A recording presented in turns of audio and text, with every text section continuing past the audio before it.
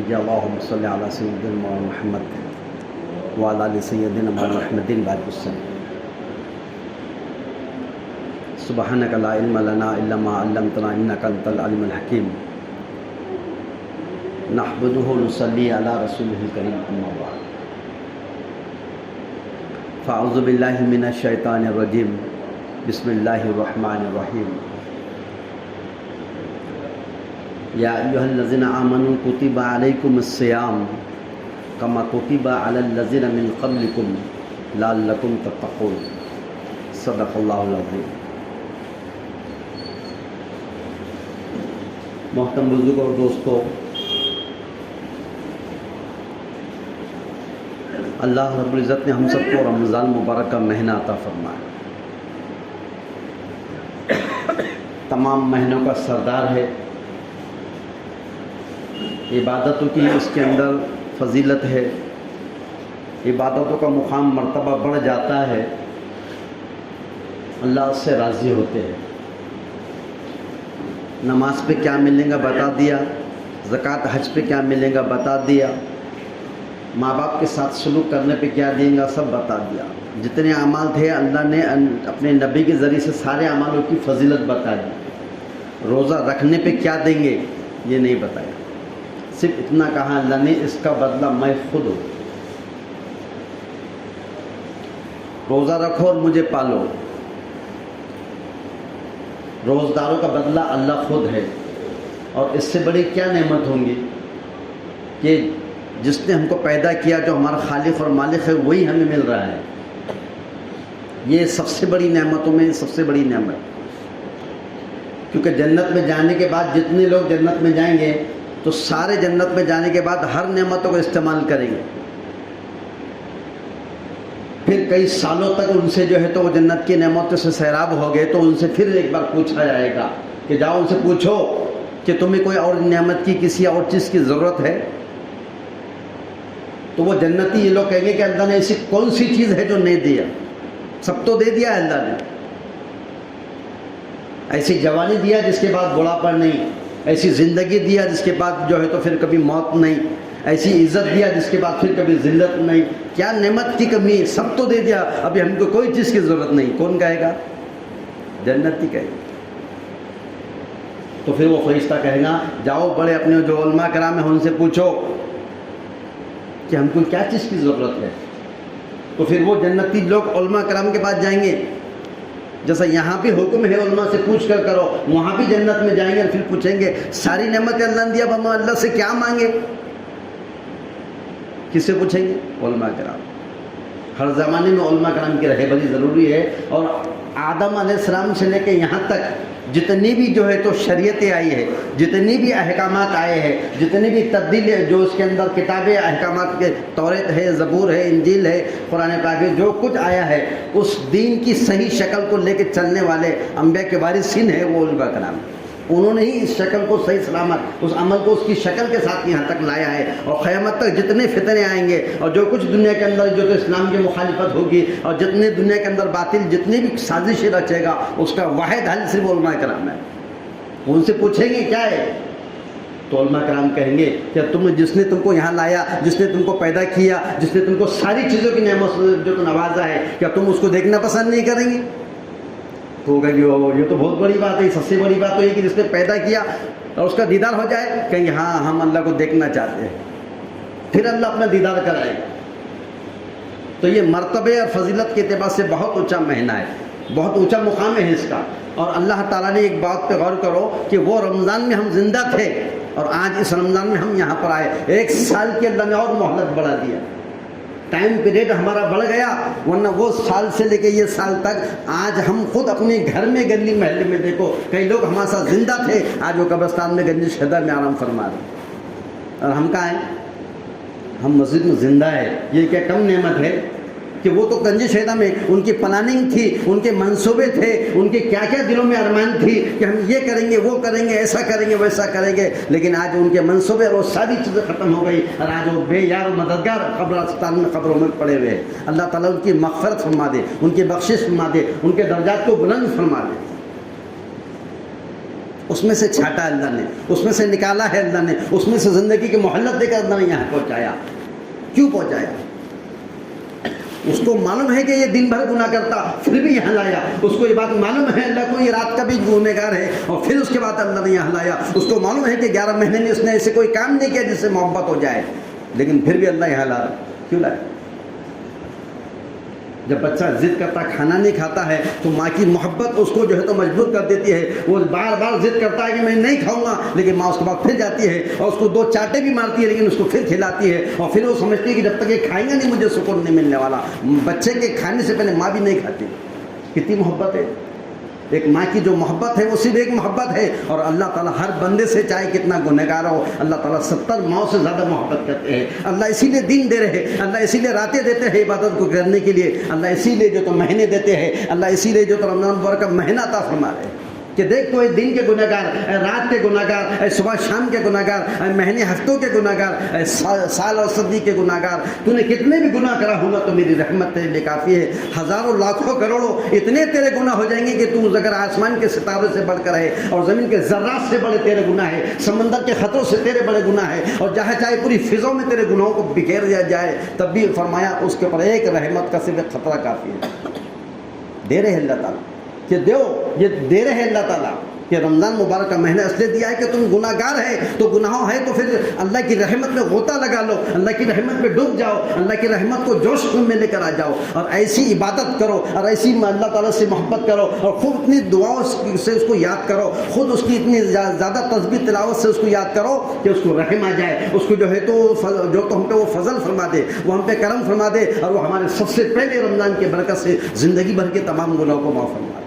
ایسی عبادت کرنے کے لیے اللہ نے مہینہ دیا ہوا ہے. آج الحمدللہ 8 رمضان تو ہو گئے الحمدللہ، برابر. سوچو، لیکن ایک جائزہ میں اپنی زندگی کا لوں کہ یہ 8 دن میں میرے کیا عمل رہے. اللہ نے مجھے رمضان کا مہینہ عبادت کے لیے دیا تھا. میرا وقت میں جو ضرورت کا کام تھا، دنیا کی جو ضرورتیں میرے پہ لگی تھی، اتنا کر کے مجھے مسجد میں آنا تھا، اتنا کر کے مجھے عبادت میں لگنا تھا، اتنا کر کے مجھے تلاوت میں لگنا تھا، اتنا کر کے مجھے تسبیحات میں لگنا تھا، اتنا کر کے مجھے تو نوافلوں میں لگنا تھا. لیکن اللہ یہ میری غفلتوں میں گزر گیا. اے اللہ میری کمی کو، میری کوتاہیوں کو، میری غفلتوں کو اے اللہ تو معاف فرما دے. یہ 8 دن 10 دن ایسے ہی میں نے گزار دیا، میرے کوئی مفت کا سامان میں نے نہیں کیا. لیکن اللہ اب جو وقت بچا ہوا ہے، اب یہاں سے جو 20-22 دن بچے ہیں، اے اللہ میں عہد کرتا ہوں، میں نیت کرتا ہوں، میں ارادہ کرتا ہوں کہ اس کو صحیح وقت گزاروں گا، اس کو عبادتوں میں گزاروں گا، اس کو تلاوت میں گزاروں گا، اس کو رونے دھونے میں گزاروں گا. اللہ کے سامنے سر سجدے میں ڈال کے اپنے آپ کو بچھا دوں گا، اور اس کو اللہ کو اتنا جو ہے تو میں اس کے سامنے اپنے عمل کو پیش کروں گا کہ اس کو رحم آ جائے گا اور میرے گناہ معاف کر. اس لیے اللہ نے محنت دیا. اس مہینے میں اللہ تعالیٰ فرما رہے ہیں یا ایھا الذین آمنوا کتب علیکم الصیام، اے ایمان والو ہم نے تم کو رمضان مبارک کا مہینہ عطا فرمایا ہے، اس میں روزے دیے ہیں اور یہ روزے تم پر فرض فرما دیے. نفل ہوتے تو الگ بات ہوتی تھی، لیکن یہ روزے فرض فرما دیے ہیں. اور یہ فرمایا کہ پورے 12 مہینے کے اندر ایک مہینہ ہم کو روزے رکھنا پڑے گا. اگر وہ عاقل ہے، اگر وہ بالغ ہے، اللہ نے اس کے عقل سلیم دیا اور وہ سن بلوغ میں پہنچ چکا ہے، تو وہاں پر اب اس پہ روزہ فرض ہے. اب اس کا کوئی عذر نہیں چلے گا. واقعی شرعی عذر ہے تو پھر اب اس کے مسائل الگ ہے کہ وہ سفر میں ہے تو آئے بات رکھے، اگر وہ بیمار ہے تو اس کی صحت کی بات رکھے. لیکن رمضان کا مہینہ ہوئے اور اس کے بعد وہ روزے کا دن ہو اور وہ بے حال اس کو بالکل چھوڑ دے اور پھر بغیر جو تو روزہ رکھا وہ کھاتا پیتا پھرے، یہ اس کے لیے سب سے بڑی ذلت ہے، یہ اس کے لیے سب سے بڑا نقصان ہے، یہ اس کے لیے سب سے بڑا خسارہ ہے کہ روزہ رکھ کر، روزے کا مہینہ ہو کر بھی روزہ چھوڑ دے رہا ہے. کہ اللہ نے تیرے کو زندہ یہاں تک رکھا تھا، چاہتا تو اس فہرست کو جو ملک الموت کو دی تھی اس فہرست میں تیرا نام ڈال دیتا تھا اور تو آج قبروں کے اندر بے یار مددگار پڑا ہوتا تھا اور کوئی کچھ پرسان حل نہیں ہوتا تھا. لیکن اللہ نے وہاں سے لایا اور یہاں لایا ہے. اس لیے لایا ہے کہ تو عبادت کر کے اپنا مقام بنا لے، اپنی پہچان بنا لے، اور تو اپنے آپ کو بتا دے اللہ تعالیٰ کو کہ اللہ جب تو خدا ہے تو میں بھی بندہ ہوں، اور جب میں بندہ ہوں تو میرا کیا کام ہے. تو تیرا کام کر رہا ہے، نافرمانی میں کر رہا ہوں، رات دن گناہ مجھ سے ہو رہے ہیں، لیکن پھر اللہ تو مجھے کھلا رہا ہے، پھر تو مجھے پلا رہا ہے، اور تو پھر مجھے ہر نعمتوں سے نواز رہا ہے. وَإِن تَعُدُّوا نِعْمَةَ اللَّهِ لَا تُحْصُوهَا، تم اللہ کی نعمتوں کو گننا چاہے تو شمار بھی نہیں کر سکتے. اس کی بارش کی طرح اتنی نعمتوں سے اللہ تعالیٰ ہم کو رات دن اور دن نوازتے رہتے ہیں، اور پھر میں گناہ کر رہا ہوں. تو سوچو، تو اللہ یہ فرما رہا ہے کہ ہم نے تم پر مہینے کے فرمایا 29 یا 30 روزے ہیں وہ فرض فرما دیے. اور کیوں کرے؟ کما کتب علی الذین من قبلکم، اے ایمان والو ہم نے تم پر روزے فرض فرما دیے، یا ایھا الذین آمنوا کتب علیکم الصیام، ہم نے تم پر روزے فرض فرما دیے، کما کتب علی الذین من قبلکم، جیسا تم سے پہلی امتوں پہ بھی ہم نے فرض کرے تھے۔ ایسا نہیں کہ صرف اس امت کے پر روزے فرض ہوئے ہیں، اس سے پہلی امتوں پہ بھی اللہ نے روزے فرض فرما دیا تھا۔ اور یہ فرمایا کہ لعلکم تتقون، ہم نے تم پہ روزہ اس لیے فرض فرما دیا ہے تاکہ تمہارے اندر ڈر پیدا ہو جائے، تقویٰ تمہارے اندر آ جائے، اللہ سے تم ڈرنے والے بن جاؤ۔ اور ہم دیکھتے ہیں کہ جب ہم روزہ رکھتے ہیں تو سب کے دلوں کے اندر ایک کیفیت بنتی ہے جس کو تم تقویٰ کہتے ہیں۔ ہم دیکھتے ہیں مثال کہ ہم جب افطار کے لیے بیٹھتے ہیں، دن بھر بھوکے پیاسے ہوتے ہیں، 12 سے 14 گھنٹے کا روزہ رہتا ہے اور دن بھر تھکان رہتی ہے، اور سب کچھ کرنے کے بعد اب سامنے افطار کے لیے ہم بیٹھے ہیں اور سامنے ساری کی ساری لوازمات رکھی ہوئی ہے، ساری کی ساری نعمتیں، کھانے پینے کی مشروبات رکھے ہوئے ہیں، اور 1 منٹ باقی ہے ابھی، 1 منٹ، صحیح بولو ایمانداری سے، 1 منٹ پہلے ہم اپنا افطار کرتے ہیں، دیکھیں گے ٹک ٹک ٹک ٹک دیکھتے رہیں گے کون جا رہا کیا کر رہا برابر، لیکن یہ 1 منٹ پہلے ہم نہیں کر سکتے۔ حلال چیزیں رکھی ہوئی ہے، تو اس کا پیاسا ہے، تو اس کو کھانے کے لیے بیٹھا ہوا ہے، تیرے سامنے نعمت رکھی، تو کون سی چیز نے تجھے روک کے رکھا ہے؟ کس نے روکا؟ اس اللہ کے ڈر نے روکا ہوا ہے کہ میرے اللہ نے جو وقت دیا تھا میں سحر کرا اس کے وقت سے پہلے ختم کر دیا، اور اب میں افطار اس وقت کروں گا جب افطار کا وقت کا اعلان ہو جائے گا۔ تو کون سی چیز روک رہی ہے؟ حلال سامنے ہے، کھانے کے لیے تیری اپنی حلال پسینے کی کمائی کا مان جو تو سامنے نعمت رکھی ہوئی ہے، سب کھا سکتا، لیکن اس لیے روکا ہوا ہے کہ 1 منٹ بولو باقی۔ کیا آیا دل میں؟ ڈر آ گیا کہ اللہ تیرا حکم نہیں ہے، تیرا حکم آ جائے گا جب تک میں کھاؤں گا، چاہے 1 منٹ پہلے میری موت آ جائے تو میں مر جاؤں گا، لیکن میں 1 منٹ پہلے افطار نہیں کروں گا کیونکہ ابھی میرے اللہ نے حکم نہیں دیا ہے۔ تو کس کے بولنے پر روکا ہوا ہے؟ اللہ نے روک کے رکھا ہوا ہے۔ وہ ڈر کیفیت آپ کے میرے دل میں پیدا ہو جاتی ہے رمضان مبارک کے مہینے میں، تو فرمایا کہ یہ کیفیت اور یہ ڈر صرف ہمارے لمیٹیڈ ہے، بس کیا لمیٹیڈ ہے؟ یہ لمیٹیڈ ہے کہ یہ ہمارا اندر جب ڈر آتا ہے تو رمضان کا چاند جب دکھتا ہے وہاں سے ڈر شروع ہوتا ہے، اور جب عید کا چاند دکھتا ہے وہ ہمارا ڈر وہیں ختم ہو جاتا ہے۔ یہ سب سے بڑی ہماری کمزوری ہے، یہ سب سے بڑی ہماری جو ہے تو اللہ معاف ہماری کوتاہی ہے، غفلت ہے، یہ سب سے بڑا خسارہ ہے کہ ہمارا جیسی چاند دکھتا ہے تو ہم جو ہے تو دینداری، تقویٰ پرہیزگاری ساری چیزیں ہم اپنے آپ پہ اوڑھ لیتے ہیں اور سمجھتے ہیں میں مسلمان ہوں اور یہ احکامات میرے لیے، یہ نمازیں میرے لیے، یہ روزہ میرے لیے، یہ قرآن پاک کی جو تو رکھے ہوئے کے اوپر رکھے ہوئے ہیں یہ میرے لیے ہے، یہ پہلے مصلی کی جگہ یہ میرے لیے ہے، وضو خانے پہ جو مجھے ساری گردی ہو رہی ہے یہ سب اس کے لیے ہو رہی ہے کہ میں عبادت کرنے کے لیے آیا ہوں۔ دیکھو فجر میں صبح کی گنج شہدہ میں دیکھو، اسلم میں دیکھو، یہاں دیکھو، ادھر دیکھو، چمپا مسجد میں دیکھو، ایسے ریلے کے ریلے، قافلے کے قافلے نکل رہے، کیا ہوا ہے؟ ایسی جگہ ہے کہ بالکل جگہ نہیں مل رہی تو چپلوں کے پاس جا کے نمازیں پڑھ لیں، اور ایک ادھر سے دیکھو تو 10 5 آ رہے، ادھر سے دیکھو نوجوان 10 5 آ رہے، پوری مسجد فل بھری ہوئی ہے، نیچے نہیں تو اوپر ہے، اوپر نہیں تو باہر ہے، سڑکوں پہ تک نماز پڑھ لے رہے۔ کون سا جنون ہے؟ کون سی اندر کی جو تو طاقت ہے ہمارے اندر جاگ گئی؟ کون سی چیز نے ہم کو کھڑا کر دیا کہ ہم یہ سمجھ رہے ہیں کہ رمضان ہے تو میں عبادت گزار ہے؟ میرا دین رمضان سے رمضان تک نہیں ہے، میرا دین اسلام جو ہے تو رمضان سے لے کے رمضان تک اور چاند سے لے کے چاند تک نہیں ہے۔ میں پیدائشی مسلمان ہوں، میں خاندانی مسلمان ہوں، اور اس کے ساتھ ساتھ یہ ہے کہ میں مسلمان تو ہوں، اور یہ سارے احکامات جیسے مجھ پہ 1 مہینے کے لیے میں نے فرض کر دیا اپنے آپ پر، ایسے ہی اللہ نے مجھے 12 مہینے برس کے فرض کر دیا۔ کتنے مہینے؟ 12 مہینے فرض۔ تو ہم نے، اور جو چیز نے ہم کو اٹھا کر لائی، جس چیز نے ہم کو یہاں پر اٹھا کے لائیے، تم دیکھو میں جمعے میں اور باقی نمازوں میں غور کرو، کوئی فرق نہیں نظر آئے گا۔ جو گردی ہے، جو مجمع جمعے میں ہم کو نمازوں میں مل رہا ہے، ہر نماز میں انشاءاللہ ہر مسجد میں یہی حال ہے۔ تو کیوں ہو گیا؟ کیونکہ ہم نے یہ سوچا کہ اب یہ رمضان ہے تو میں مسلمان ہوں، یہ رمضان ہے تو یہ اذان میرے لیے، یہ رمضان ہو گیا، شروع ہو گیا ہے تو یہ قرآن میرے لیے ہے، یہ رمضان شروع ہو گیا ہے تو یہ عبادت میرے لیے، یہ نوافل میرے لیے، اس کے فرائض اور اس کی جو تو سنتیں میرے لیے، اس کی تراویح اور اس کا سارا عمل میں نے جب اپنے آپ کو سوچ لیا ہے، اللہ نے توفیق دیا۔ لیکن جس دن چاند دکھتا ہے، دکھنے کے ساتھ ہی جو ہم کیا ہو جاتے ہیں، ایک بہت بڑی جماعت ہے جو دور ہو جاتی ہے، جو 11 مہینے کے لیے پکنک پہ نکل جاتی ہے، اور پھر اس کے بعد پھر 12 مہینے میں دیکھے چاند کو، پھر آج برا مت مان۔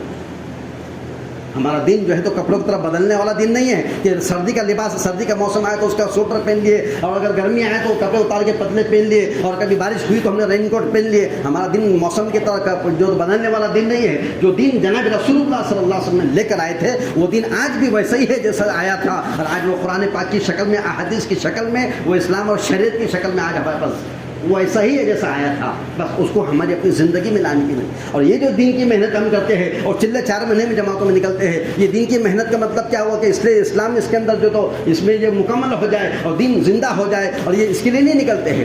یہ تو جیسا تھا ویسا ہے، اس میں تبدیلی کی گنجائش نہیں، اس میں زیر زبر کی گنجائش نہیں ہے. لیکن اللہ جو اسلام نبی پر آیا تھا، جو قرآن نبی پر آیا تھا، جو حدیث نبی پر آئی تھی، اور جو کچھ اسلام کے اندر جو احکامات تھے وہ جیسے تھے آج بھی ویسے ہی ہے، لیکن کتابوں میں ہے، وہ محرابوں میں ہے، وہ زینت بنے ہوئے ہے، پردوں کے اندر چھپ کے رکھے ہوئے ہیں. لیکن اللہ وہ میری زندگی میں نہیں ہے. وہ نماز والا حکم اس میں ہے لیکن زندگی میں نہیں ہے. وہ روزے والا حکم قرآن کے اندر تو ہے لیکن میری زندگی میں نہیں ہے. وہ قرآن جو تو ماں باپ کے احکامات جو ہے وہ قرآن میں حدیث میں تو دکھتے ہیں لیکن میری اپنی زندگی اس سے خالی ہے.